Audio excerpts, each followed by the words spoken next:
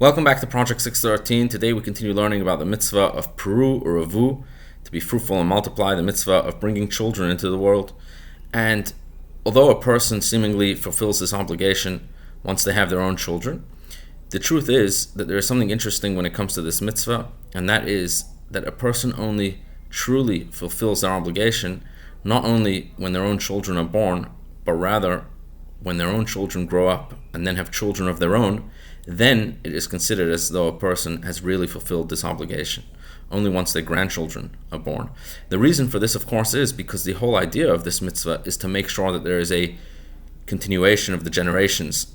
And this, in effect, only happens not only once a person has their own children, but only once those children go on to have children of their own. Then one can rest assured that there is indeed a continuation of the family, a continuation of the Jewish people.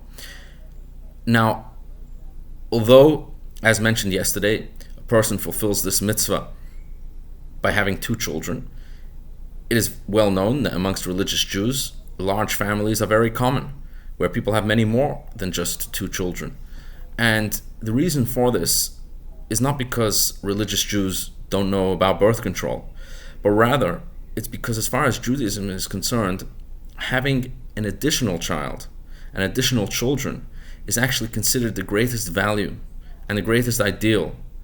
And even though raising additional children comes with additional financial burdens and additional emotional burdens and many other considerations, nevertheless, Judaism believes that with every additional child that's born, new divine channels of blessings are opened up for that family, for the mother, for the father, for all the siblings, and especially for the new baby.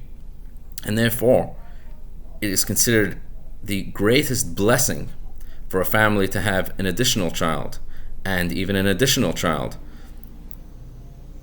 and not to be worried before making the decision whether or not to have additional children for financial considerations or other considerations that would stop parents from perhaps bringing another child into this world. Rather, to embrace the opportunity to be able to bring another blessing, the greatest blessing, into one's family and into the community and for all of the Jewish people. There is a famous biblical story that really points to this idea, and that is a story of Miriam, who was the older sister of Moses. And this is at the time that Pharaoh decreed that all baby boys who were born would be thrown into the Nile.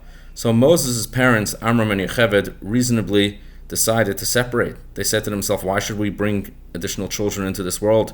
If we have a boy, the baby will be thrown into the Nile, so why would we do this? And young Miriam approached her parents and she said, your decree is actually worse than the decree of Pharaoh, because while Pharaoh made a decree on the boys, you in effect have decreed on the girls as well. While Pharaoh decreed that all the boys would be thrown into the Nile, by you separating, not only will there not be boys, there won't either be girls. Now, Miriam's words had an impact on her parents, and indeed they got together again, and guess who was born? Moses himself.